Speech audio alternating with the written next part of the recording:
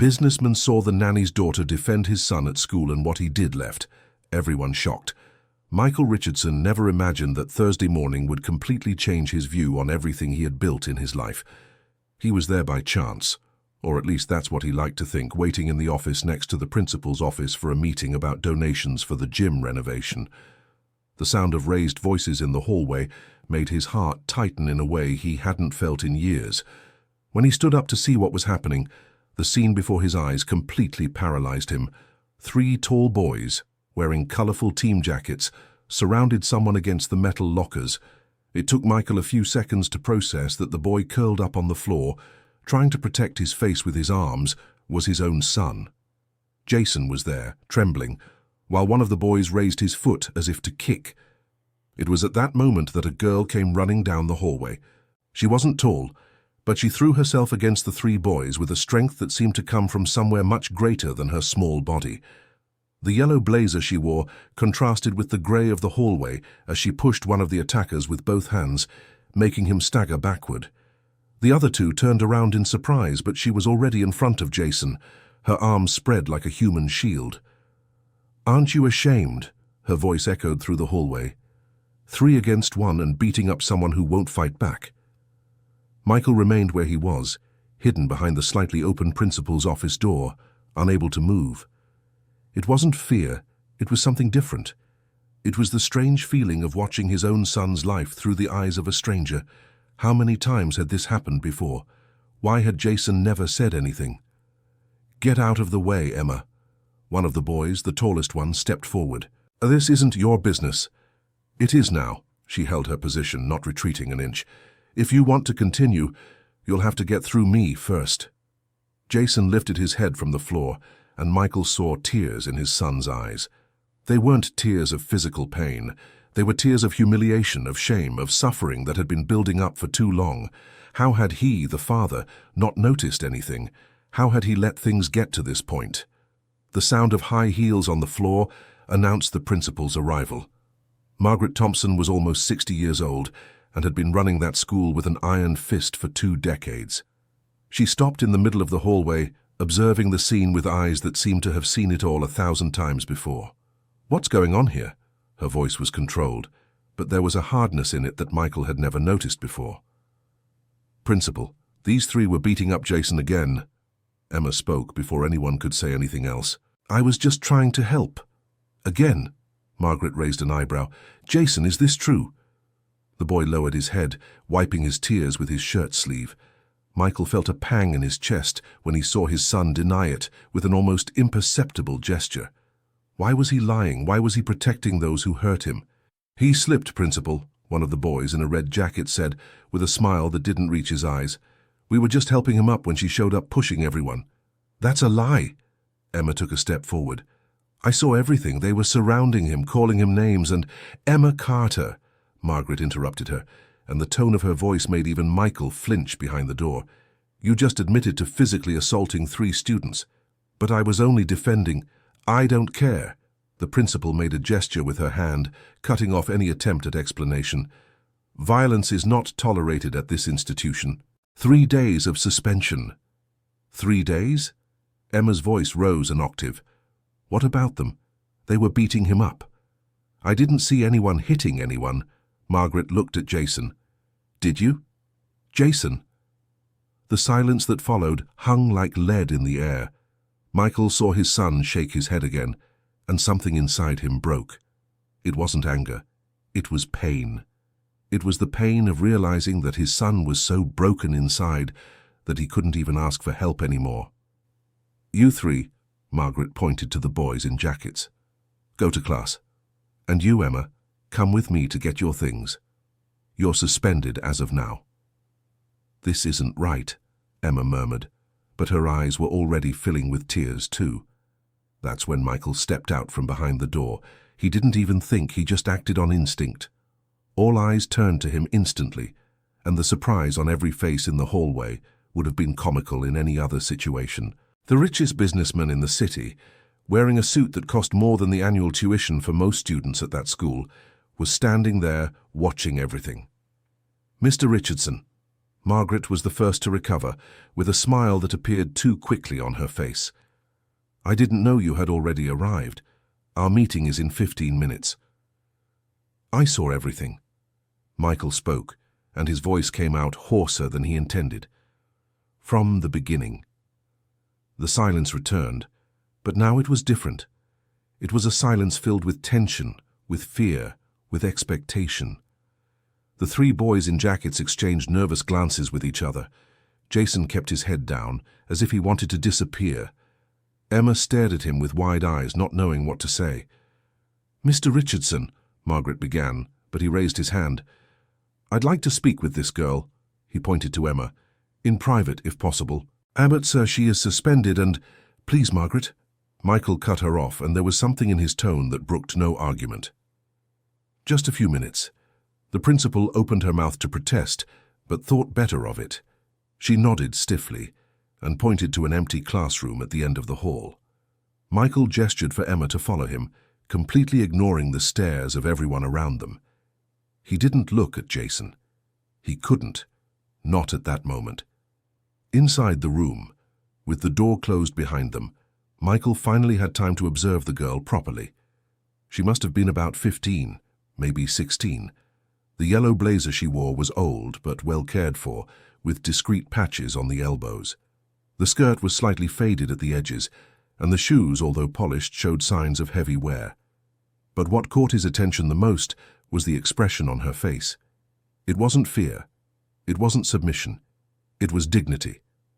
"Do you know who I am?" Michael asked, sitting in one of the desks. "Yes, sir." Emma remained standing, her hands gripping the backpack straps tightly. "You are Jason's father, and the owner of the company where my mother works." It was only then that Michael made the connection.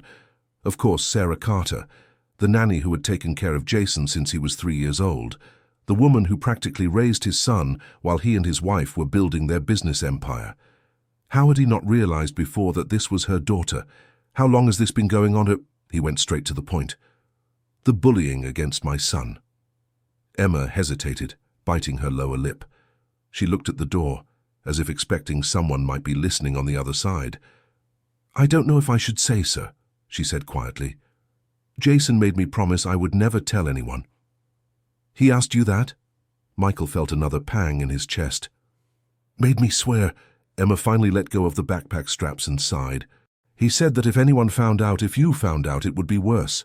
Much worse." Michael ran his hand over his face, feeling the weight of that revelation. His son, his only son, had been tormented at school for so long that he had developed survival strategies. He already knew that asking for help would only make things worse. How did it get to this point? How long? He repeated the question, but in a different way. Since he started at this school, Emma sat in a desk in front, finally relaxing her defensive posture a bit. "It's been a year and a half. At first it was just little jokes, you know. They called him skinny, weirdo, nerd, the kind of thing that happens in every school." "But it got worse," Michael completed. "A lot," she agreed. "About 6 months ago, the pushing started. Then came the kicks, the punches. Always when there was no teacher around. Always in the bathroom, in the empty hallway, at dismissal. Jason learned to avoid isolated places, but they always found a way to get to him. And you? How did you get involved in all this?" Emma gave a sad smile, looking at her own hands. "My mom has worked at your house since I was little." She always talked about Jason, about how smart, polite, kind he was.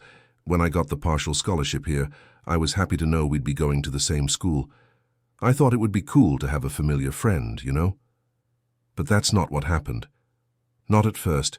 She shook her head. Jason avoided me. I think he was ashamed for me to see him being humiliated. Or maybe he didn't want to mix things up, I don't know. We barely talked, even though I tried. When did you find out about the bullies? About 4 months ago. Emma took a deep breath, as if preparing to relive a difficult memory.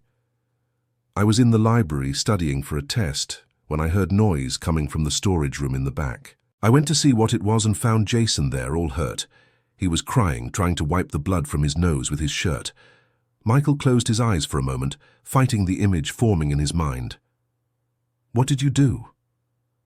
I helped him clean up. I asked who had done that, but he didn't want to say. He said he had fallen, hit his face on the closet door. But I knew it was a lie. The marks were from punches, not a fall. And then? I started paying more attention, Emma continued. I noticed that whenever Jason disappeared during break, he came back different, quieter, more withdrawn. Until one day I followed him and saw everything.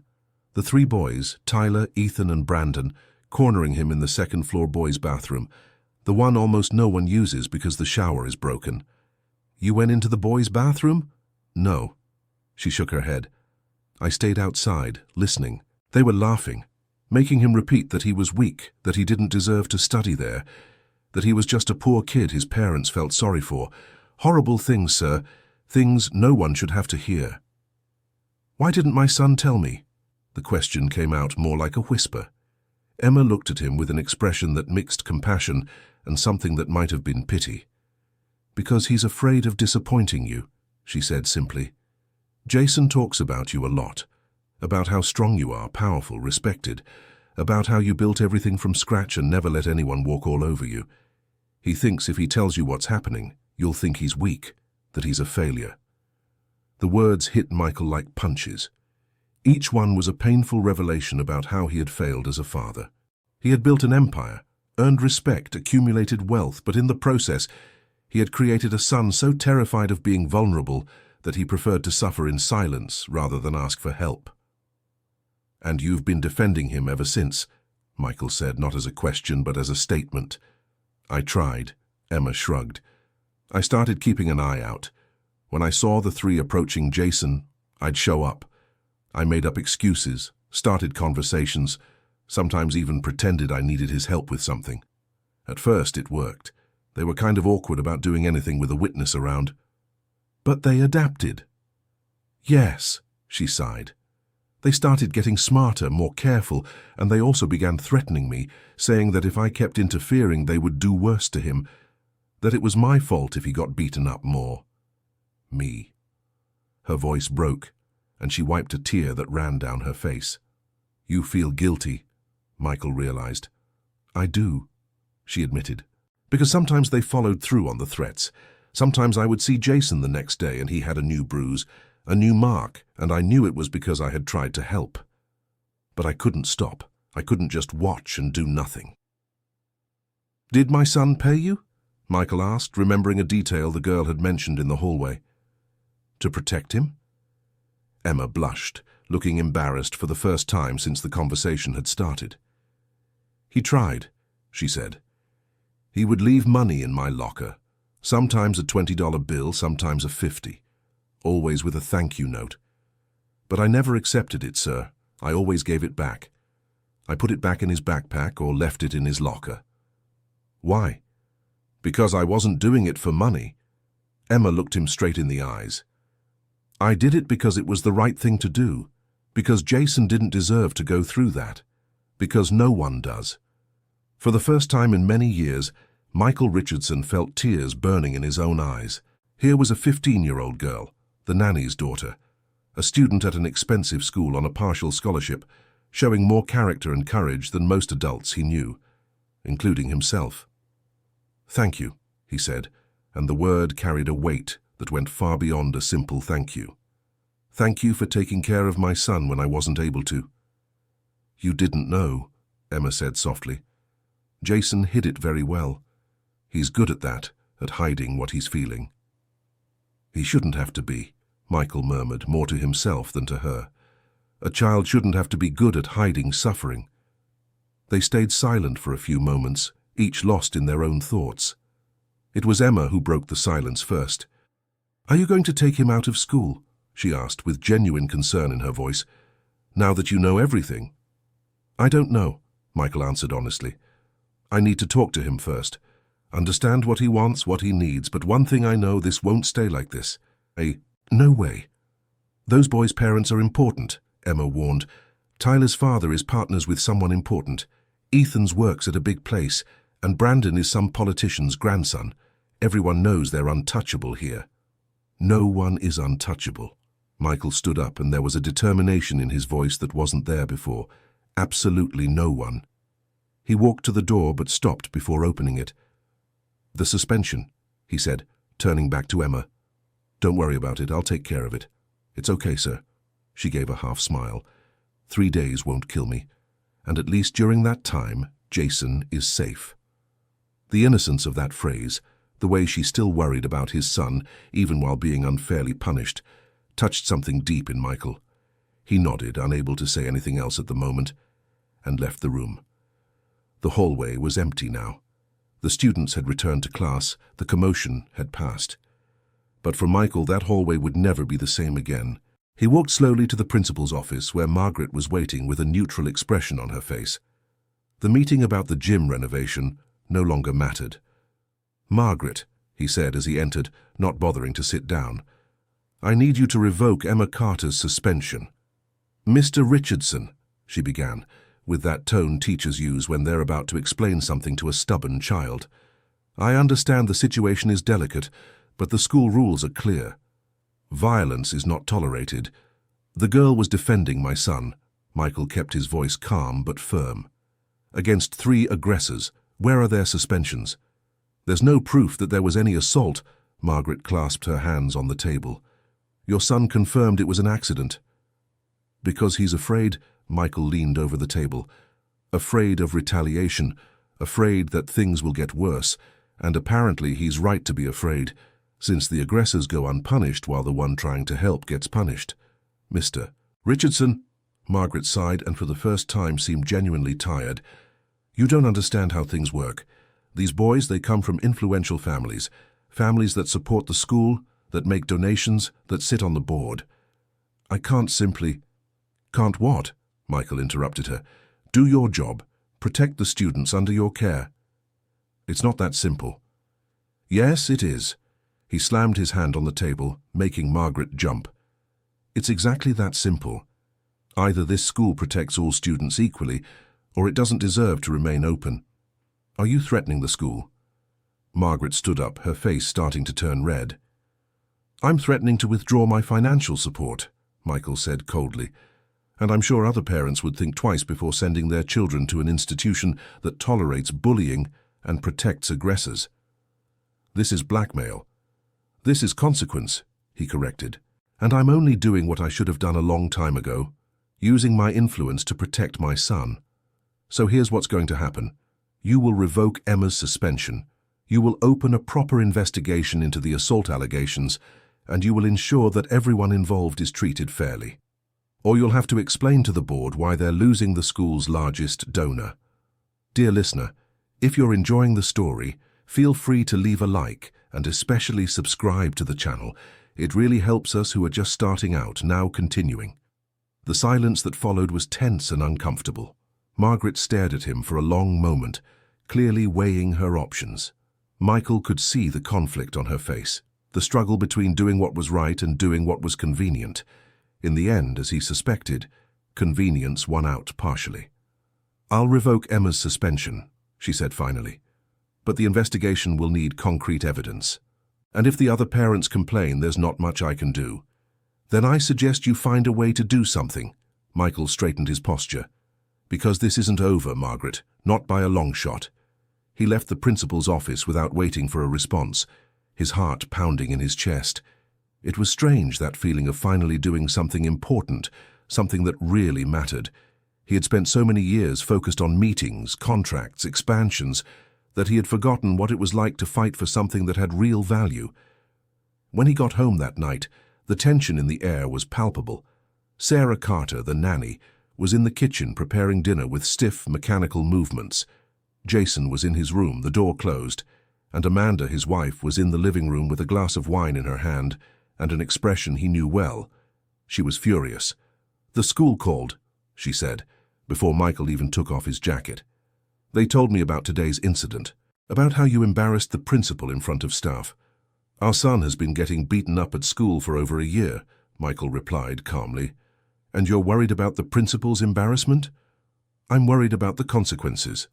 Amanda stood up, her high heels clicking on the marble floor. "You can't just threaten the school, Michael. Those boys' parents are important people. Tyler is the son of Richard Williams, your partner in 3 different projects. Ethan is the son of the director of the largest bank in the city, and Brandon has political connections that go all the way to Washington, D.C.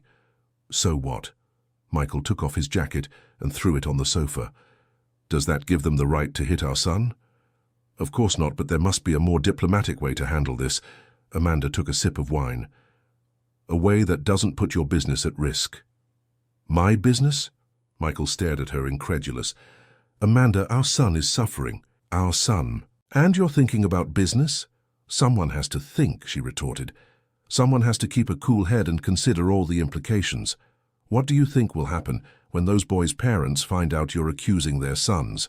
When Richard finds out you threatened the school where his son studies, he'll have to deal with the fact that he's raising a bully. Michael felt the anger rising. And if that means the end of our business together, then so be it. You're being irrational. I'm being a father, he corrected. Something I should have been a long time ago. Amanda stared at him for a long moment, and then let out a frustrated sigh. Fine, she said in a tone that indicated nothing was fine. Do it your way. But don't come complaining when everything falls apart. She left the glass on the table and went up the stairs, her footsteps echoing through the large, empty house. Michael stood there, feeling the weight of the loneliness he had built around his family. When had they become strangers living under the same roof? Mr. Michael. Sarah appeared in the kitchen doorway, wiping her hands on a dish towel. Dinner is ready. Thank you, Sarah. He forced a smile. Have you eaten yet? Not yet, sir. I was waiting. Then let's eat together, Michael said, and went to the stairs. Jason, come down here. There was no answer. He went up the steps 2 at a time and knocked on his son's door. Jason, I need to talk to you. I'm busy. The boy's voice came muffled from inside the room. Now. Michael used his I'm not going to repeat tone, the same one he used in business meetings. The door opened slowly, revealing his son. Jason was wearing sweatpants and pajama bottoms, his blonde hair messy, his eyes red. He had been crying, Michael realized with a pang in his heart. Sit. Michael pointed to the bed. We need to talk. About what happened today? Jason sat on the edge of the bed, looking at his lap. I didn't ask Emma to defend me. I didn't ask you to show up and turn this into a circus. A circus? Michael sat next to his son. Jason, you were being bullied. Again. How long has this been going on? It doesn't matter. It does matter. Michael turned his son's face so he would look him in the eyes. It matters a lot. Why didn't you tell me? Because it wouldn't have helped. Jason looked away. It would only make things worse. How would it make things worse? Dad, you don't understand. Jason stood up, starting to pace back and forth in the room. You're Michael Richardson, the successful businessman, the guy who never let anyone walk all over him, who built an empire from scratch.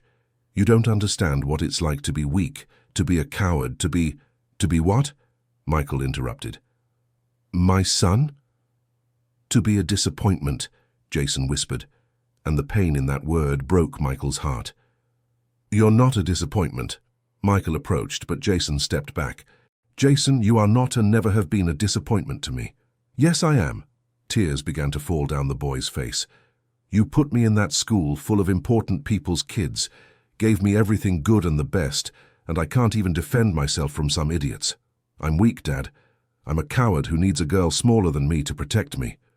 Jason, you should be ashamed of me, the boy continued, his voice breaking. I'm ashamed of myself. Michael took 2 steps and pulled his son into a tight hug, ignoring the initial resistance. Jason tried to pull away, but then broke down, sobbing against his father's shoulder, like he hadn't since he was very small. They stayed like that for minutes, that felt like hours, the powerful businessman and the broken son, united by pain and by the love that had been trapped under layers of unspoken expectations. You're not weak, Michael whispered when the sobs finally subsided. Strength isn't just physical, Jason. Strength is enduring all this suffering alone for so long. Strength is going to school every day, even knowing what's waiting for you there. Strength is protecting the people you love, even if it means suffering in silence. But I can't defend myself. Jason wiped his face with the back of his hand. I just freeze. I stand there, letting them do whatever they want. I don't react. I don't fight. I don't do anything. And do you know why? Michael held his son's shoulders, making him look at him. Because you're not violent. Because you're not like them. And that's not weakness, Jason. That's character. Character doesn't stop them from hitting me. No, it doesn't, Michael admitted. But it's something far more valuable. And I will do everything in my power to make sure you never go through this again, I promise. You can't promise that, Jason shook his head. You can try. You can talk to the principal, even to their parents. But it will continue. It always continues. They'll get angry because you got involved, and they'll take it out on me. Then we'll transfer you to another school. No, the answer was immediate and surprised Michael. I'm not running away, Dad. I went through this once before, at my last school. And it was the same thing, only the place and the faces changed, but the problem continued. Michael felt as if he'd been punched in the stomach. This had happened before. His son had been through this and he hadn't noticed. Why did you never tell me? His voice came out as a whisper. Because I didn't want to disappoint you. Jason sat back down on the bed, his shoulders slumped. And because part of me believed they were right. That I really was weak, weird, different. That I somehow deserved it. No one deserves that. Michael sat down next to his son again. Absolutely no one. And you're not weird or different. You're kind, smart, creative. Those are wonderful qualities, Jason. Qualities I should have nurtured more instead of being so obsessed with making you strong the wrong way. What's the right way then? I don't know, Michael admitted honestly, but I think it starts with us being honest with each other. No secrets, no shame, no fear of disappointing. I failed you, Jason. I failed to create an environment where you felt safe enough to tell me when you were suffering. And that ends now. How? We'll handle this together. Michael put his arm around his son's shoulders. You, me, and whoever else needs to be on our side. But it won't be you alone against the world ever again. Understood? Jason nodded, still not entirely convinced, but there was a small light of hope in his eyes that hadn't been there before. They went down to dinner together, where Sarah had already set the table. Amanda didn't show up, sending a message via her cell phone that she had a headache and was going to bed early. During the meal, Michael discreetly observed the interaction between Sarah and Jason. There was a familiarity there, a genuine affection in the way she served food onto the boy's plate, how she asked about his day.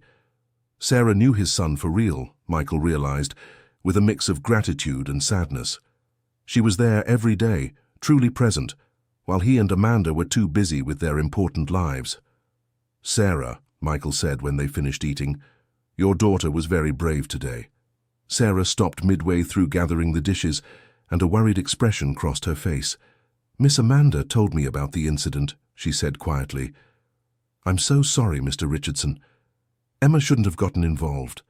No, Michael interrupted her. Emma did exactly what she should have.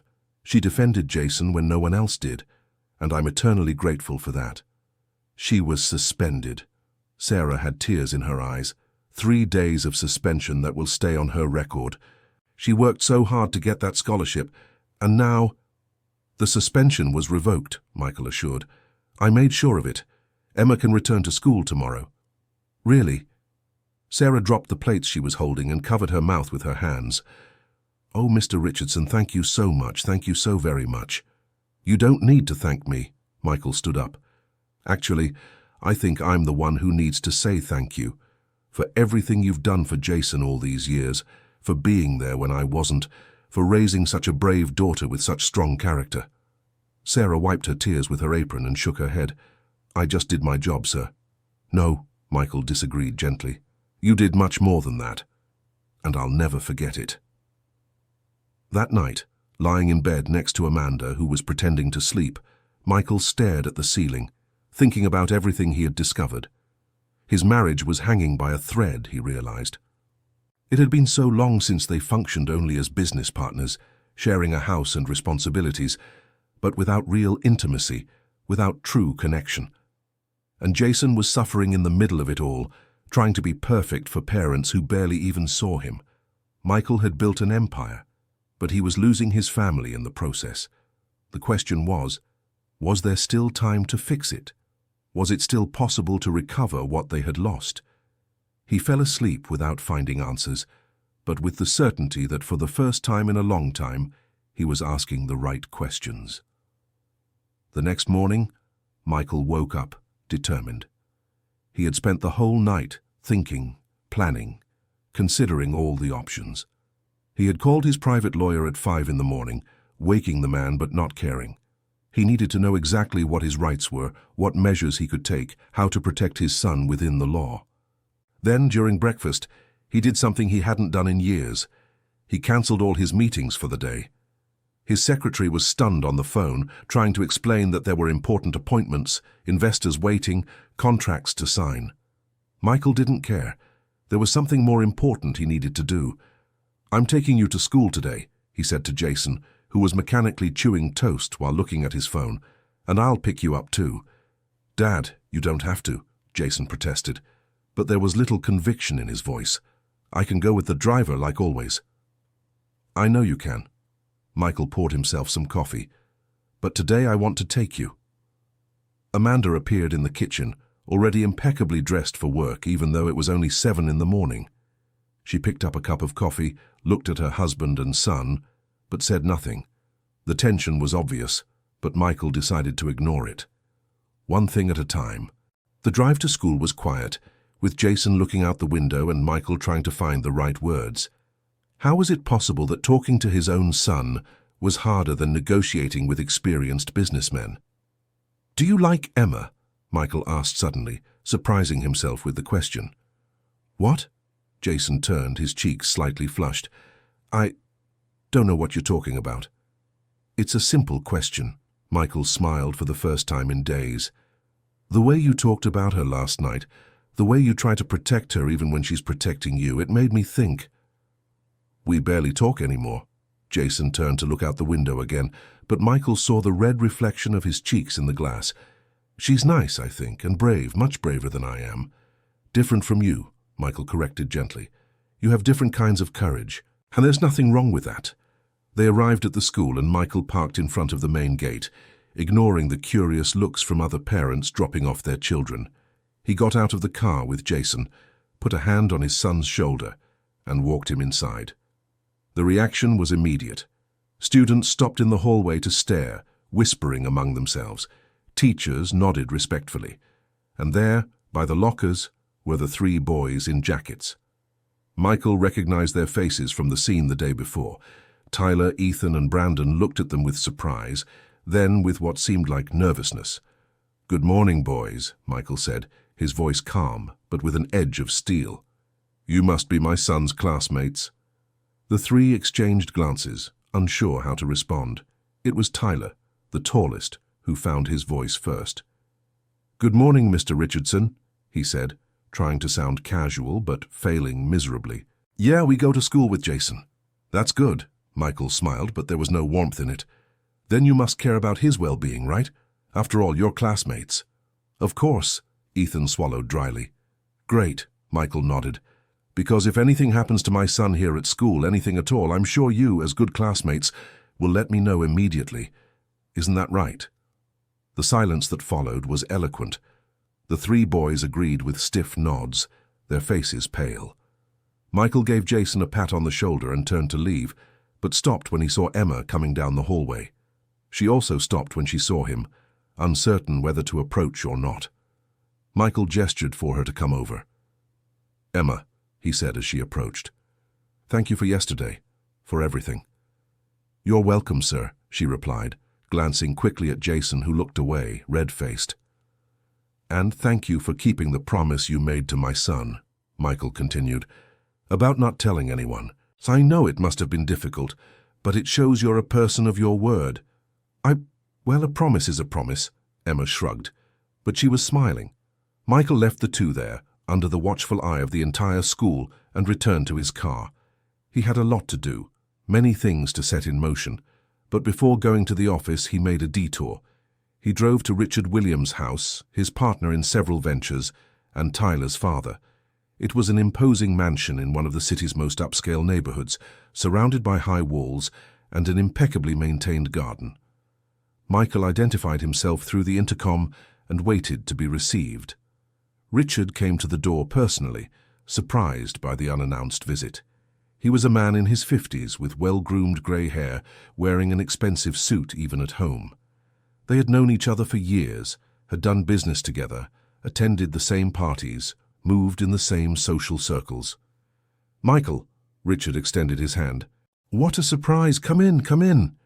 They went to Richard's office, a large room with floor-to-ceiling wooden bookshelves and an antique desk that probably cost more than a car. Richard offered whiskey, coffee, water. Michael declined everything. This wasn't a social visit. "Richard, I need to talk to you about your son." Michael got straight to the point. Richard's expression changed instantly, cordiality giving way to caution. "I figured it was about that," he sighed, sitting behind the desk. "The school called me yesterday, told me about the incident. I want you to know Tyler has already been punished at home. No video games for a week." "A week without video games," Michael repeated, incredulous. "Richard, your son and his friends have been beating up mine for over a year." "Beating is a very strong word." Richard raised his hands defensively. "Boys fight, Michael. It's normal. It's part of growing up, becoming a man." "3 against 1 isn't a fight." Michael leaned forward. "It's cowardice. And it's not normal to hurt someone repeatedly, systematically, just because you can." "Tyler says your son provokes—" Richard crossed his arms. "That he's weird, that he doesn't fit in. Kids can be cruel to those who are different." "So it's Jason's fault?" Michael felt the anger rising. "For being introverted? For liking books more than sports? For not fitting the mold you think a boy should have?" "I'm not saying it's his fault." Richard sighed. "But Tyler is only 16. He's still learning, still developing. He can't be held responsible like an adult for every mistake he makes." "I agree." Michael stood up. "That's why I'm here talking to you, the father, the adult responsible for raising him. And I'm asking man to man, father to father, that you have a serious talk with your son about this, because if it doesn't stop, I'll have to take other measures." "What kind of measures?" Richard also stood up, a hint of threat in his voice. "The necessary ones to protect my son," Michael replied calmly. "And before you ask, no, I'm not threatening our business. I can separate personal from professional. But I need you to understand the seriousness of this. If something happens to Jason, if he gets hurt again, I'll hold not just the boys responsible, but also the parents who failed to teach them the difference between right and wrong." "Are you accusing me of being a bad father?" Richard's face turned red. "I'm saying your son is hurting mine," Michael kept his voice firm, "and that you, as a father, have the power and responsibility to make it stop. What you do with that information is your choice." He left Richard's house without waiting for a reply, knowing he had planted at least a seed of doubt. Maybe it wouldn't be enough. Maybe Richard would choose to protect his son at all costs. But at least Michael had tried the diplomatic route first. The visits to the other 2 parents were equally frustrating. Ethan's father, a bank executive, listened politely, but made it clear he believed boys needed to be tough, and that a little fighting didn't hurt anyone. Brandon's grandmother, a 70-year-old woman with deep political connections, practically threw him out of her house after he suggested her grandson was a bully. Michael returned home that night feeling defeated. He had tried the rational approach, the adult conversation, but had hit a wall of denial and protectiveness. Those boys' parents simply couldn't or wouldn't see what their children really were. Jason was in the living room when he arrived, doing homework on the couch, while Sarah watched a soap opera on the small kitchen TV. Amanda hadn't returned from work yet, or maybe she was avoiding coming home early. Michael wasn't sure which option was worse. "How was your day?" he asked, sitting next to his son. "Weird." Jason closed his notebook. "Everyone was staring at me, and the 3 of them stayed away all day. I think they were afraid you'd show up again. That's good, isn't it? For today," Jason shrugged, "but it won't last. You can't stay at school with me forever." "No, I can't," Michael agreed, "but I can do other things. I went to talk to their parents today." "Dad, no," Jason groaned, covering his face with his hands. "You shouldn't have done that. It's going to get worse now. Much worse. Or it's going to get better. Michael tried to sound more confident than he felt. Sometimes parents just don't know what their kids are up to. Now they do, and with any luck, they'll do something about it. Do you really believe that? Jason looked at him with an expression that was part skepticism, part hope. I'm trying to, Michael admitted. But if it doesn't work, we'll find another way. There's always another way. That night, after Jason went to sleep, Michael stayed up late in his office, researching. He read about bullying, its causes and effects, about how schools should deal with it but rarely do. He read stories from other families, some with happy endings, others not so much. And the more he read, the more he realized how unprepared he was to handle this. He was a man who solved problems with money and power, but this was different. He couldn't just buy a solution or force one. He needed to be more subtle, more strategic, more patient. He needed to be a real father, not just a provider. Amanda came back after midnight, but she didn't come into the office. Michael heard her go straight upstairs to the bedroom. The distance between them was becoming more and more obvious, but he didn't have the energy to deal with it right now. One crisis at a time. The next few days were a kind of strange calm. The three boys kept their distance from Jason, but Michael could feel it was a pause, not an end. It was like the calm before the storm, and he knew something was about to blow up. It was on Friday that the bomb dropped. Michael was in an important meeting when his phone rang.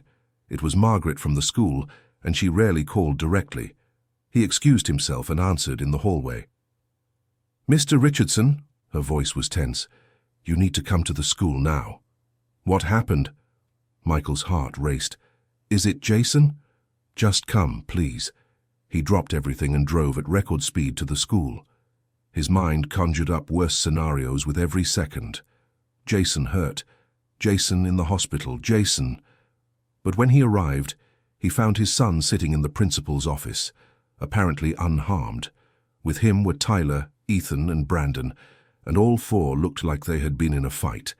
Torn clothes, scratched faces, and in Tyler's case, what looked like the start of a black eye. What the hell happened here? Michael looked from one to the other, trying to make sense of the scene. "There was an incident," Margaret began, but was interrupted when the door opened again. Richard Williams came in like a hurricane, his face red with anger. Behind him came Ethan's father and Brandon's grandmother, all looking equally furious. "This is it," Richard pointed at Michael. "Is this what you teach your son, to attack other students?" "Attack?" Michael looked at Jason, who had his head down. "Jason, what happened?" Before the boy could answer, it was Emma who spoke. Michael hadn't noticed she was there too, sitting in a chair in the corner. "I was there," she said, standing up. "I saw everything. The three of them cornered Jason in the parking lot after school. They started pushing him, calling him a snitch because of the talk you had with their parents. Jason tried to leave, but they blocked his way. And then," Richard turned to her with disdain, "and then he decided to fight. 3 against 1, and look at my son. Because I helped." A new voice joined the conversation. "Dear listener, if you're enjoying the story, please take a moment to like and especially subscribe to the channel. It really helps us who are just starting out. Now continuing." Everyone turned to see Sarah Carter standing in the doorway.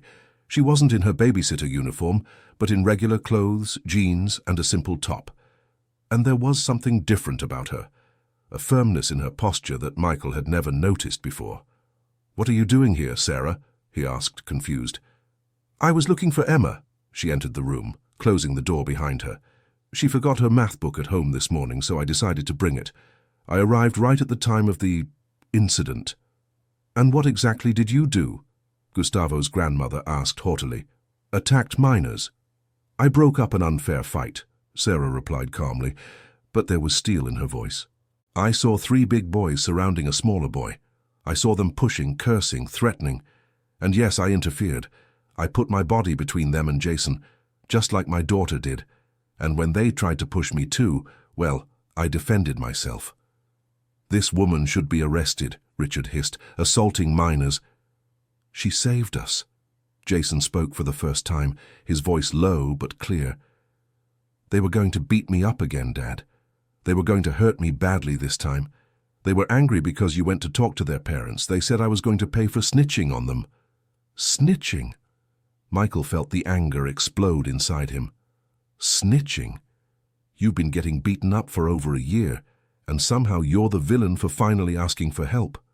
"Your son is a crybaby," Tyler spat, but shrank back when Richard shot him a glare.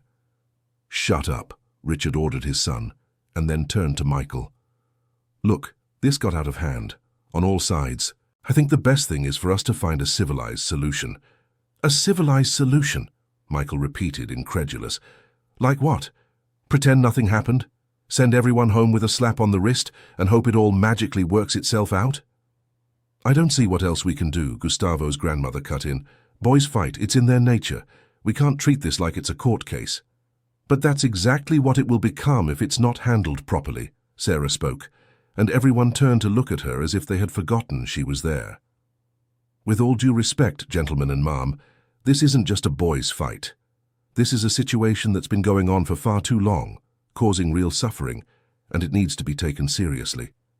"And who are you to tell us what to do?" Gustavo's grandmother looked her up and down with contempt. "The nanny?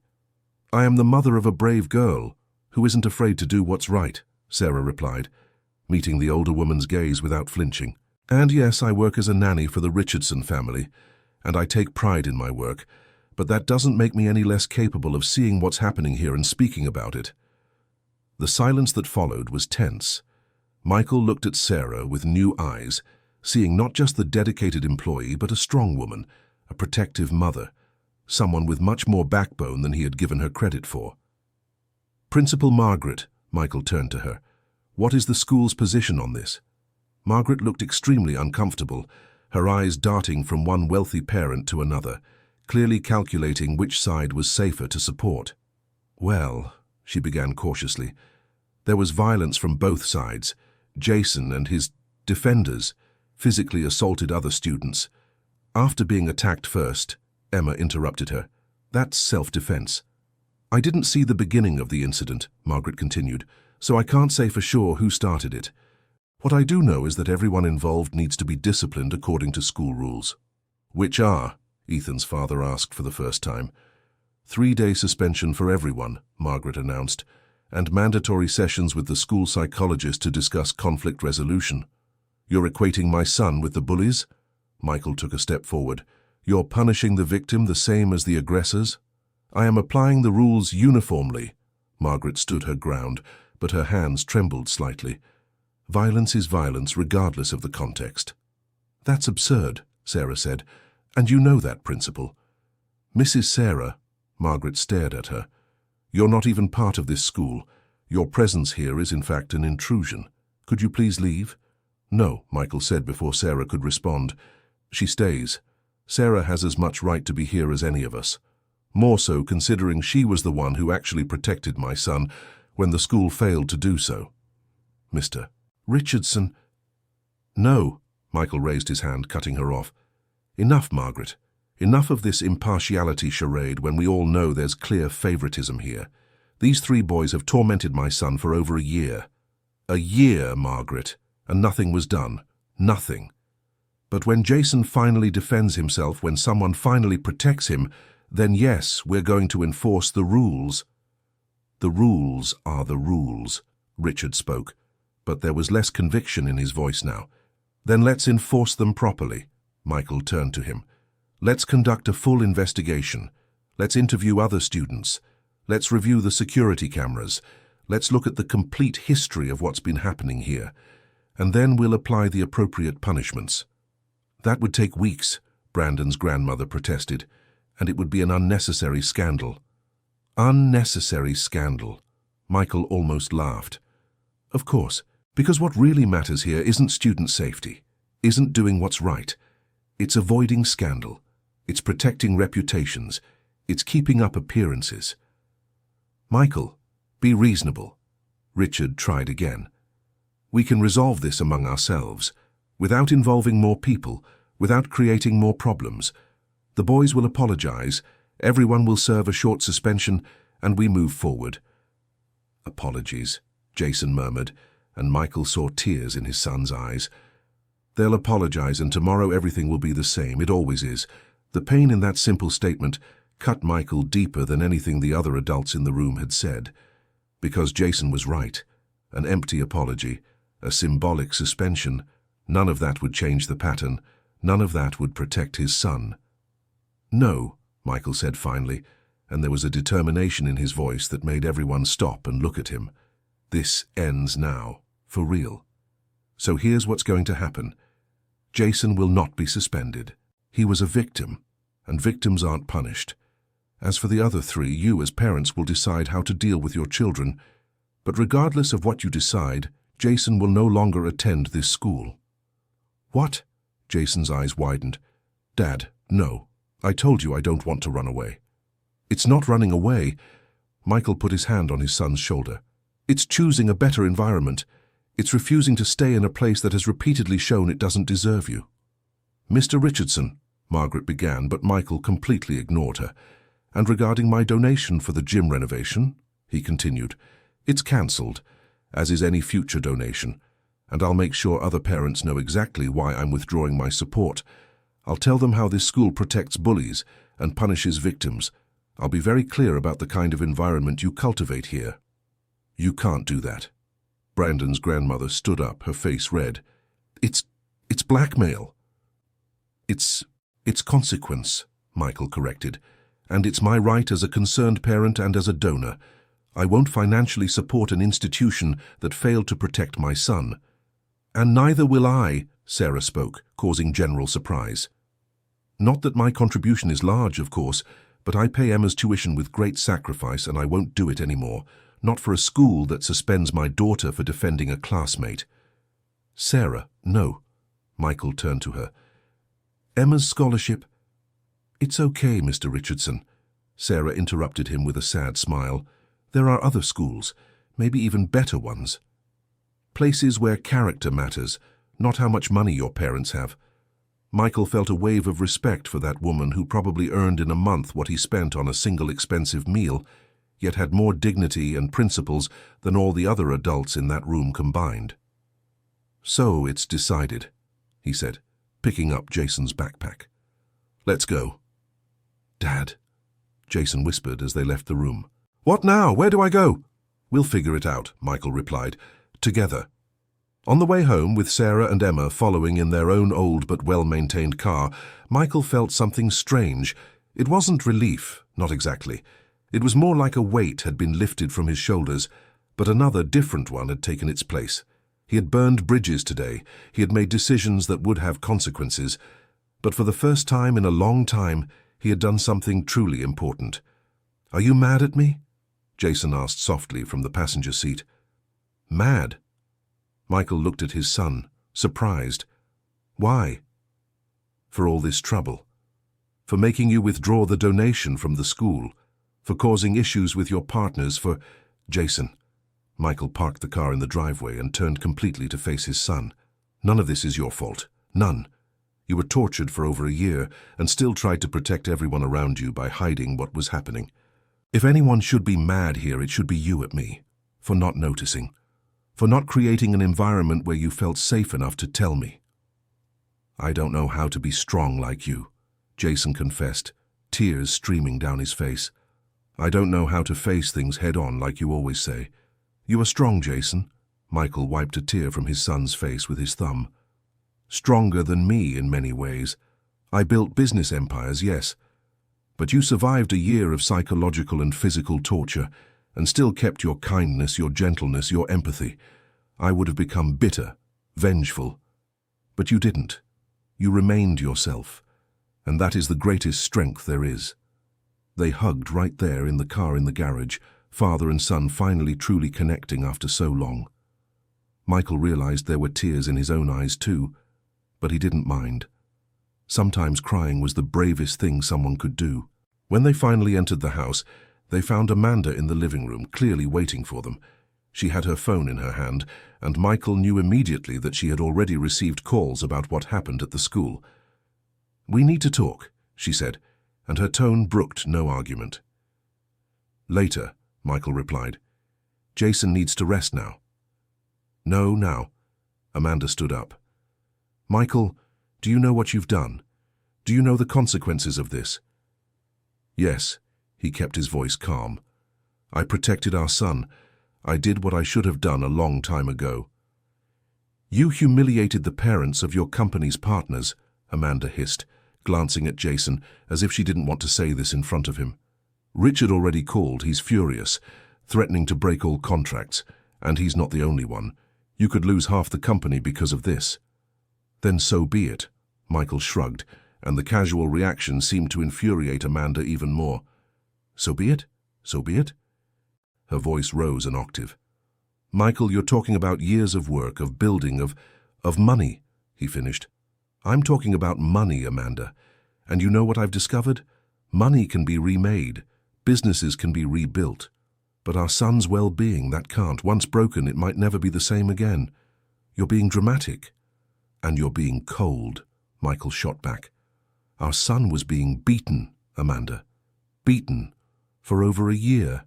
And your concern is with contracts and business? My concern is with our family's future, she argued, with maintaining the lifestyle we've built, with making sure Jason has everything he needs. Jason needs parents who love and protect him, Michael said. He needs to feel safe, valued, accepted. All the money in the world can't buy that. Of course you can be philosophical about money. Amanda let out a bitter laugh. You always have been. You grew up with privileges, with opportunities, but I didn't. I know what it's like to have nothing, Michael, and I won't go back to that place. No one's talking about going back anywhere, Michael sighed. But maybe it's time we question our priorities. For real. Amanda looked at him for a long moment, and Michael saw something die in her eyes. It was as if she was giving up on something, letting go of something she'd been holding on to for too long. Do whatever you think is best, she finally said, her voice empty. You always do anyway. She went upstairs without another word, and Michael stood there feeling the weight of what had just happened. His marriage was crumbling. It probably had been for years, but now the cracks were impossible to ignore. Dad, Jason touched his arm. I'm sorry. No, Michael shook his head. This isn't your fault, Jason. Your mother and I, we've had problems for a long time. Problems that have nothing to do with you. But if you hadn't what? Michael crouched down to his son's level. If you hadn't given me the chance to finally be a real father, if you hadn't shown me what really matters in life. Jason, you didn't cause anything. You just shed light on things I've been ignoring for too long. Later that night, after Jason went to sleep, Michael stayed awake in his office, thinking about his son, his marriage, the life he'd built. There was so much to do, so many decisions to make. But for the first time, he felt he was on the right path. His phone rang. It was a message from Sarah. Mr. Richardson, I just wanted to thank you for today, for standing up not just for Jason, but for Emma and me too. You're a good man, and an even better father. Good night. Michael reread the message several times, feeling a warmth in his chest. Simple words, but coming from someone he respected more and more meant the world. He replied, Thank you, Sarah, for everything. I don't know what we would have done without you and Emma. Good night. The next morning, Michael woke up with a plan. He'd spent the night researching, making calls, exploring options, and now he had a proposal to make to Jason. What if you went to a public school, he asked during breakfast. Jason almost spit out the juice he was drinking. Public school? He repeated, incredulous. Dad, are you kidding? I'm completely serious. Michael showed the laptop with information about several schools in the area. Look here. This federal technical school has one of the best ratings in the state. Quality education, focus on science and technology, and the best part, it's free.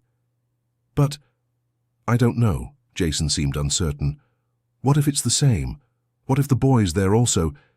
It might be, Michael admitted. Or it might be completely different. But here's the thing, you won't be alone. I'll be present for real this time. I'll pick you up, drop you off, attend parent meetings. I'll be the father I should have been from the start. What about Emma? Jason asked, and Michael didn't miss the blush on his son's cheeks. Where will she study? Talking with Sarah last night, I found out Emma was also thinking about applying to the same technical school. Michael smiled. She wants to study engineering. It's a long-time dream of hers, but her family couldn't afford a good private school. The federal school would be perfect. So we were going to study together, Jason said quietly, and there was something like hope in his voice. If you both want to, yes, Michael nodded. But I need you to understand, Jason. It won't be easy. Public school can have its own challenges, but I promise we'll face them together. No secrets, no shame, no pretending everything's fine when it's not. Jason stayed silent for a moment, processing. Then, slowly, he began to nod. All right, he said. Let's try. The next few days were a whirlwind of activities. Michael and Jason visited the Federal Technical School, met with the principal, saw the facilities. It was completely different from the expensive private school. The hallways were older, the paint peeling in some places. The furniture wasn't the latest model. But there was something there, a different energy that Michael recognized immediately. The students passing by seemed more diverse, more real in a way. There was less showing off, fewer obvious class divisions, and when the principal talked about the school's program, about how they encouraged collaboration instead of competition, about how they treated bullying seriously and with zero tolerance, Michael felt they had made the right choice. Did you like it? He asked Jason as they walked back to the car. It's different, Jason admitted. But in a good way, I think. The students we saw seemed cool. Less fake. I know what you mean, Michael smiled. But not everything was simple. As Amanda had predicted, the professional consequences of the confrontation at school began to appear. Richard Williams sent a formal letter terminating 3 important contracts. Ethan's father withdrew investments from 2 joint projects, and Brandon's grandmother used her political connections to complicate some approvals Michael needed. Michael lost in 2 weeks about 30% of his company's value. It was painful, it was scary, but strangely he didn't regret it, because while his business was shrinking, his relationship with his son was flourishing. They started having dinner together every night, not formal dinners in the big dining room, but simple meals in the kitchen, with Sarah often joining them. They talked about everything, about school, about fears, about dreams, about things they had never shared before. Michael learned that Jason loved astronomy, that he dreamed of studying the universe, that he stayed up late reading about black holes and distant stars. He learned that his son was shy, yes, but also insightful, funny, and surprisingly resilient. And Jason, in turn, learned that his father wasn't the invincible superhero he had always imagined. He was a man with flaws, with fears, with regrets. But he was also a man trying to do better, trying to learn, trying to be the father his son deserved. Amanda, however, remained distant. She spent more and more time at work, came home late, left early. The conversations between her and Michael were limited to the strictly necessary, and when they finally sat down to have the conversation they had both been avoiding, it was surprisingly civil. I think we need a separation, Amanda said one night after Jason had already gone to sleep. For a while, at least. I agree, Michael replied, and there was no anger in his voice, only a resigned sadness. I think we both know this has been coming for a long time. I'm not the villain here, Amanda said defensively. I love Jason. Of course I do, but you love him in your own way, Michael completed. By supplying, providing, making sure he has all the material things. And there's nothing wrong with that, Amanda. It's genuine, it's real. But it's not what he needs right now. And you know what he needs? She asked with a touch of bitterness. I'm learning, Michael admitted. And part of that learning is understanding that sometimes love isn't about giving everything. Sometimes it's about being present even when it's hard, even when we don't know the answers. I can't, Amanda whispered, and there were tears in her eyes for the first time in years. I can't be like that, Michael. That's not who I am. I know, he said gently. And I'm not asking you to change, I'm just accepting that maybe we're no longer compatible. Not in the way we need to be to raise a child together. They talked for hours that night, finally being honest with each other for the first time in years. They decided on a friendly separation, with Amanda keeping her own apartment but still present in Jason's life. It wouldn't be an immediate divorce, but a period of reflection, of understanding who they were as individuals and as parents. When they told Jason, he cried. Of course he cried. Even though he saw the problems between his parents, the reality of the separation was hard. But Michael and Amanda were honest with him, explaining that sometimes people grow in different directions and that it wasn't his fault in any way. Your parents love you very much, Michael said, holding one of his son's hands while Amanda held the other. That will never change. The way we live may change, but the love won't. And so, amid all the turbulence, a new normal began to form. A strange, imperfect normal, but somehow more honest than the previous one. The weeks passed and finally the day of enrollment at the Federal Technical School arrived. Michael took Jason personally and was surprised to find Sarah and Emma already there. The two girls greeted each other with shy smiles, and Michael didn't miss how both their cheeks turned red. The enrollment was a long and bureaucratic process, but it was finally done. Jason and Emma would officially study at the same school in the same grade, with chances of even being in the same class. Nervous? Michael asked Jason as they waited for the final papers. Terrified, Jason admitted. What if it's all the same? What if I don't fit in here either? Then we'll deal with it. Michael put his hand on his son's shoulder. Together. But you know what I think? I think you're going to surprise yourself. I think this place might be exactly what you need. He was right, as they would discover in the following months. The technical school was challenging in different ways. The classes were rigorous, the teachers demanding, the curriculum heavy. But there was a fundamental difference. There, a person's worth wasn't measured by how much money their parents had or what last name they carried. Jason flourished. Slowly, cautiously. But he flourished. He made true friends for the first time.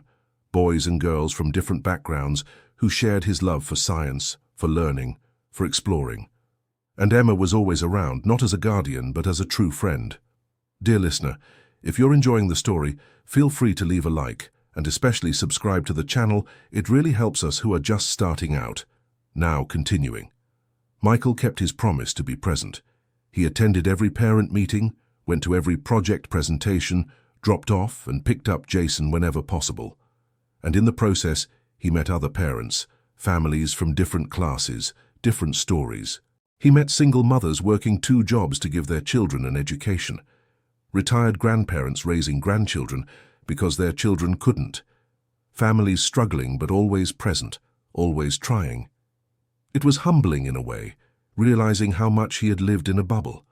How much he had assumed that his wealth made him superior somehow, more capable, more deserving. But there, in that environment, he was just another parent. And it was liberating. The company suffered, there was no denying it. But Michael worked hard to rebuild, making new contracts, finding new partners. And he discovered there were many people willing to work with him, people who respected how he had put family first. You know, Richard found him at a business event a few months later when the wounds were still fresh. I thought a lot about what you said. About Tyler. Yes? Michael kept his voice neutral. You were right, Richard admitted, looking uncomfortable. I was creating a monster and didn't even realize it. Or I did, but didn't want to admit it. Since that happened, my wife and I enrolled Tyler in therapy, and he's in another school now, one that takes bullying seriously. That's good, Michael said sincerely. How is he? Difficult, Richard sighed. It's been hard for him, unlearning all those behaviors. But he's improving. And thank you for having the courage to confront me, even knowing there would be consequences. They didn't become business partners again, but they developed a new mutual respect. And Michael learned that Ethan and Brandon's parents had also taken similar measures, though they hadn't come to tell him. At the new school, Jason and Emma became constant project partners. They worked well together, each complementing the other's strengths. Jason was more theoretical, Emma more practical. He was more cautious, she was bolder. And together they created amazing projects that even impressed the teachers. Sarah continued working for Michael, but the dynamic had changed. She was no longer just the nanny, the employee. She was a friend, a confidant, someone he deeply trusted and respected. And when, after almost a year, Michael offered her a real position at the company, coordinating a social program he was developing. She accepted with tears in her eyes. "You have a talent for working with people," Michael explained, "for understanding them, for connecting with them. And the project I'm planning, helping youth from underprivileged communities access quality education, needs exactly that." "But, Mr. Richardson, I don't have the qualifications for this," Sarah protested, though her eyes shone with excitement. "You have something more valuable than qualifications," he said. "You have life experience, you have empathy, you have determination. The rest we can teach." So Sarah began her new position and discovered it was perfect for her. She understood the difficulties those families faced because she had faced the same ones. She understood those young people's dreams because she had raised a daughter with the same dreams. And in no time, Michael's social program became one of the most successful aspects of his company. Amanda, meanwhile, followed her own path. She and Michael finalized their divorce amicably, dividing assets and custody of Jason with maturity. She started seeing a therapist, working through her own childhood issues, her fears of poverty, her needs for material security. And slowly, she began rebuilding her relationship with her son. It wasn't the same as what she had with Michael, but it was genuine in its own way. She took Jason to expensive dinners on occasional trips for experiences only money could buy. And Jason learned to appreciate it for what it was, his mother's unique way of showing love. It wasn't perfect, but it was real. A full year had passed since that fateful day in the expensive school hallway. A year of changes, of growth, of pain, but also healing. And then came the day of the big final project at the technical school, a science fair where students would present their best work to judges and visitors. Jason and Emma had worked together on an ambitious project, a functional model of a sustainable space station, complete with water recycling and food production systems. It was complex, detailed, and represented months of hard work and sleepless nights. Michael arrived early on the day of the fair, helping to set up the booth. Sarah was there too, equally proud, equally nervous. And to everyone's surprise, Amanda also showed up, dressed more casually than usual, but present. "I wasn't going to miss this," she said simply, when Michael looked at her in surprise. "It's important for him." The three stood together, a strange and fragmented family, but there, present, supporting. And when Jason and Emma began their presentation for the judges, all three watched them with pride in their eyes. Jason spoke confidently now, explaining the technical aspects of the project. Emma complimented him, demonstrating the practical functionalities. They worked as a perfectly synchronized team, and it was beautiful to see. "That's my boy," Amanda whispered, and there was genuine pride in her voice. "Look how he's grown." "Yes," Michael agreed, putting his arm around her shoulders in a gesture of camaraderie. "Look how he's grown." Jason and Emma's project won first place in their category. But more important than the prize were the smiles on their faces, the light in their eyes, the way they hugged each other in celebration. They were two teenagers who had been through so much, suffered so much, but had come out the other side stronger, more resilient, more themselves. After the ceremony, while celebrating with ice cream at a simple ice cream shop near the school, Jason and Emma sat next to each other, talking animatedly about colleges, about the future, about dreams. Michael watched them and felt something warm in his chest. "He's in love with her," Sarah commented softly, following his gaze. "I know," Michael smiled. "And she with him, I think." "And that doesn't bother you?" Sarah asked cautiously. "I know there are differences." "Differences?" Michael turned to her, genuinely confused for a moment before understanding. "You mean social? Economic?" "Yes," Sarah nodded. "I know how the world works, Mr. Richardson. I know that families like yours usually don't—" "Sarah," Michael gently interrupted her, "a year ago I might have cared about those differences. I might have thought they mattered. But I learned something this past year. Character has no price. Courage isn't for sale. And your daughter has more of both than anyone I've known. If Jason is half as lucky to have her in his life as I was to have her in mine, he'll be a blessed man." Sarah wiped away a tear that had fallen, smiling. "You've changed a lot," she said. "No," Michael disagreed. I just found my way back to who I was supposed to be, and it was thanks to you and your daughter." They stood there, two proud parents watching their children build something beautiful together, and Michael realized that this was the real success. Not business empires or fat bank accounts, but this, seeing his son happy, confident, loved, seeing him become the man he always had the potential to be. 3 years passed. Jason and Emma were now in their senior year of high school, both with full scholarships to renowned federal universities. Jason would study astrophysics, Emma aerospace engineering, and they had decided to choose universities in the same city because the relationship that started shyly in technical school had blossomed into something deep and true. Michael's company had not only recovered, but thrived in new ways. The social program that Sarah managed had grown, helping hundreds of young people gain access to quality education. And Michael had found a satisfaction in that work that he had never felt just accumulating wealth. He was still rich, of course, very rich, but now he used that wealth in ways that mattered, that made a real difference in people's lives, and he discovered that was far more rewarding than any million-dollar contract. Amanda had found her own path too. She had remarried to a kind businessman who understood her, and although her relationship with Jason was never as close as Michael's, it was honest and functional. She showed up for the important moments, gave support in her own way, and Jason learned to appreciate that. And Sarah? Sarah had become an essential part not just of Michael's company, but of his life. They had developed a deep friendship based on mutual respect and shared experiences. She was his confidant, his advisor, his closest friend. And sometimes late at night when they shared coffee in his office, Michael wondered if it could be something more. But that was a question for another day, another chapter of their lives. On the day of the high school graduation, Michael was in the front row, clapping louder than anyone when Jason crossed the stage. Beside him were Amanda, Sarah, and several friends Jason had made over the years. It was a diverse crowd, from different backgrounds and stories, but all there for the same reason: to celebrate an exceptional young man. During the graduation ceremony, Jason was called to speak as the class valedictorian. He stepped onto the stage, now taller, more confident, but still with that fundamental kindness that had always defined him. 3 years ago, Jason began, his clear voice echoing through the auditorium, I was in a very dark place in my life. I was being hurt every day and thought it was my fault, that I somehow deserved it. But then 3 people changed everything for me.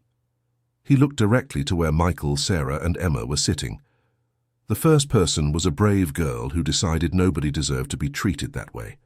She stood up for me even without knowing me, even knowing there would be consequences. Emma, thank you for showing me what real courage looks like. Emma wiped tears from her face, smiling.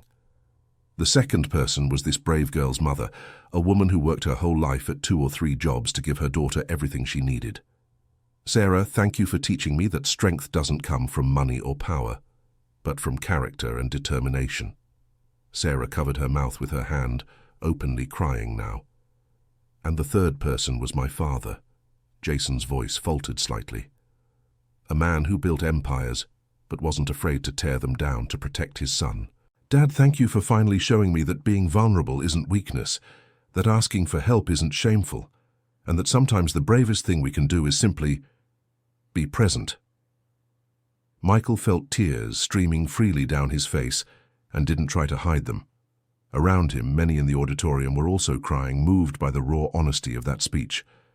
This school has given me so much, Jason continued. Knowledge, skills, opportunities. But more important than anything, it gave me a community.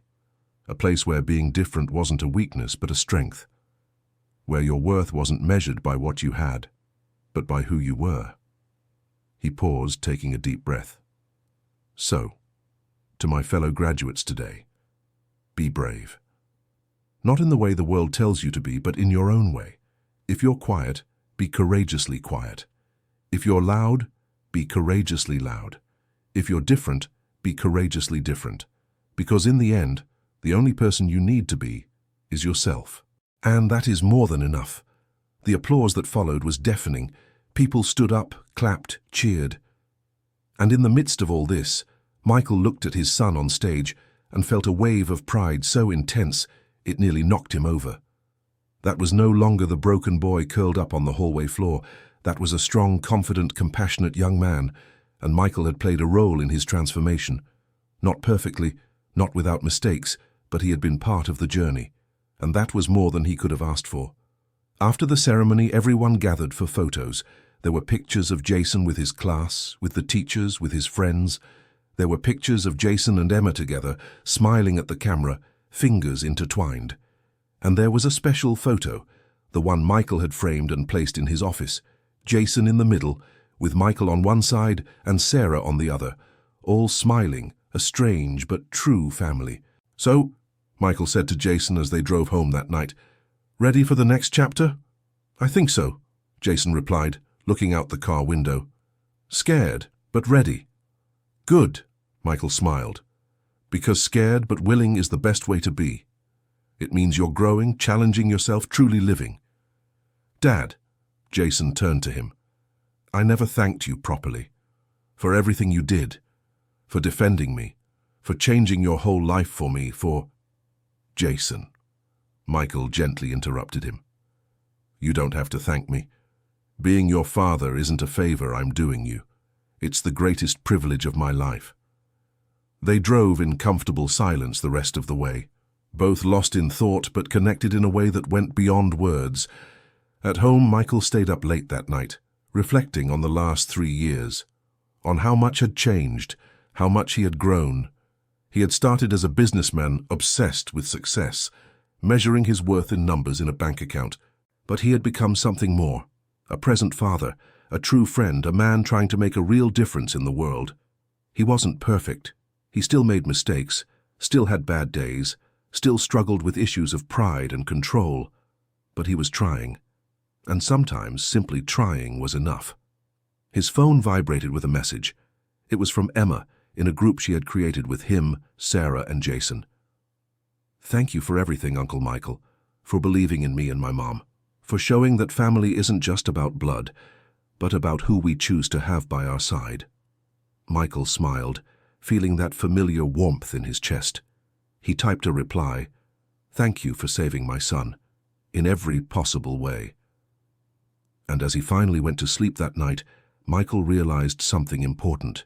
He was happier now, with less money, less prestige, less power, than he had ever been with all of those in abundance. Because now he had something money couldn't buy, real connections, true love, genuine purpose. The journey wasn't over. Jason and Emma would be going to university in a few months. There would be new challenges, new struggles, new moments of pain and growth. But now they had something precious. They had each other. They had a solid foundation of love, respect, and trust. And in the end, Michael realized that was what truly mattered. Not the empires we build or the wealth we accumulate, but the people we love, the lives we touch, the legacy of kindness we leave behind. That day in the school hallway 3 years ago had been a turning point, but not in the way Michael initially thought. It wasn't about defending his son from bullies or fighting an unfair system. It was about finally waking up, finally realizing what truly mattered, finally choosing to be the man and the father he should have been all along. And for that, strangely, Michael was grateful. Grateful for that painful moment that forced change. Grateful for Emma and Sarah who showed the way. Thankful for Jason who never gave up on him, even when he had every reason to. Life wasn't perfect. It never would be. But it was real, it was honest, it was full of love and purpose. And that, Michael finally understood, was more than enough. End of story. So, what did you think of this story? Tell us in the comments. Do you think Michael made the right choice? Have you ever experienced something similar? We love reading your honest opinions. Don't forget to leave your like and, more importantly, subscribe to the channel so you don't miss other emotional stories like this one. Your companionship means everything to us.